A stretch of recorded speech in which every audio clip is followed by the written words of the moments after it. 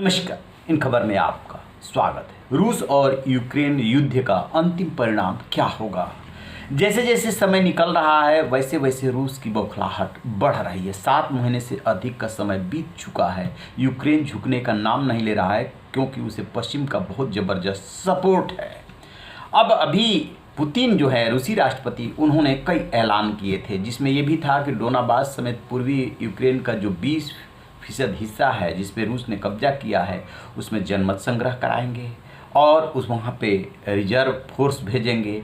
उसमें उन्होंने आंशिक लामबंदी का भी ऐलान किया था। आंशिक लामबंदी क्या है? रूस में ये नियम है कि जो कोई भी वहाँ का नागरिक सेना का स्किल जानता है, लड़ने जानता है, उसको ज़रूरत पड़ने पे सेना में भर्ती होकर के जंग लड़नी होगी।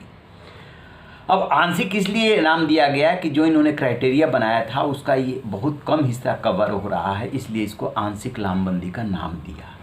ये 21 सितंबर की घटना है जबकि रूसी राष्ट्रपति व्लादिमीर पुतिन और सर्गेई शोइगु जो उनके रक्षा मंत्री हैं, इन्होंने ये ऐलान किया।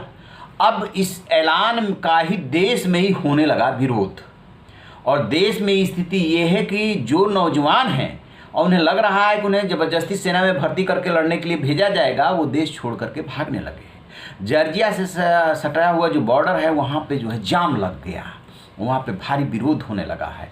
सिर्फ वही लोग नहीं जिनके की जाने की नौबत है, बल्कि वो लोग भी, आम जनता भी इस बात का विरोध कर रही है। दरअसल पुतिन क्या किए कि एक के बाद एक कई ऐसे निर्णय किया जिसको लेकर के उंगली उठ रही है।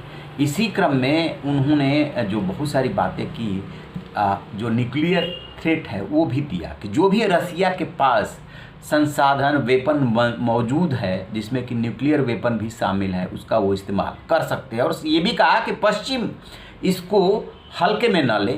तो एक तरफ न्यूक्लियर वेपन इस्तेमाल करने की धमकी, दूसरी तरफ रिजर्व फोर्स में शामिल होने के लिए देश के लोगों पे दबाव।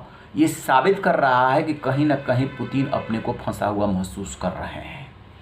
अब जब प्रधानमंत्री नरेंद्र मोदी से उनकी मुलाकात हुई थी, बात हुई थी, तब भी ये बात आई थी। मोदी ने तो कहा ही था कि ये युद्ध का समय नहीं है, उन्होंने भी कहा था कि हम युद्ध को ख़त्म करना चाहते हैं। लेकिन अब उनकी सबसे बड़ी समस्या ये हो गई है कि युद्ध कैसे ख़त्म हो, क्योंकि यूक्रेन झुकने का नाम नहीं ले रहा है। और यूक्रेन के एक हिस्से क्रीमिया को जब उन्होंने मिलाया था तब परिस्थितियां दूसरी थी। क्रीमिया को पहले ये अपने रूस में मिला चुके हैं। एक दबाव ये भी यूक्रेन के ऊपर है कि जो हमने अपने देश में शामिल कर लिया था उसको आप मान्यता दे दीजिए, जिसके लिए यूक्रेन तैयार नहीं है। और जो 20% भूभाग है पूर्वी यूक्रेन, उस पर जनमत संग्रह करा करके ये अपने देश में फिर से मिलाना चाहते हैं या उसको इंडिपेंडेंट करना चाहते हैं। ये इनके गले की हड्डी बन गया है क्योंकि यूक्रेन अब की बार पीछे हटने को तैयार नहीं। और जहाँ जहाँ रूसी सैनिक काबिज हो गए थे उन रूसी सैनिकों को खदेड़ने में लगा हुआ है। एक तरह से कह सकते हैं कि रूसी सैनिक कमजोर पड़ रहे हैं यूक्रेन में। उसी के मद्देनज़र 3 लाख जो है वो रिजर्व फोर्स भेजने की बात हुई है और आंशिक लामबंदी की बात हुई है, जिसका देश में होने लगा है जबरदस्त विरोध। और रूसी राष्ट्रपति के जो प्रवक्ता हैं उन्होंने मान लिया है कि इस ऐलान में कई गलतियां हुई, प्रक्रियागत गलतियां भी हुई है। तो उसको वो गलती मानने का मतलब क्या है कि हमसे चूक हुई तब उसको कैसे सुधारेंगे? क्या आम लोगों के जो लामबंदी की बात है वो उसको फैसले को रोक देंगे? अभी तक तो ऐसा ऐलान नहीं किया है। लेकिन जब देश में विरोध बढ़ेगा तो ये भी करना पड़ेगा। एक लॉबी ऐसी भी है जो यूक्रेन युद्ध का ही विरोध कर रही है कि ये पुतिन का गलत निर्णय है।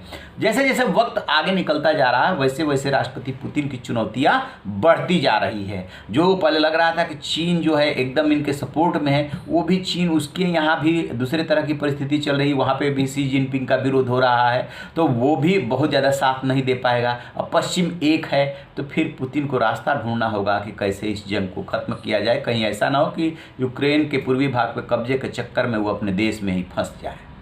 तो आप रहिए बेखबर, देखते रहिए इन खबर। Thank you. इन खबर चैनल को सब्सक्राइब करें।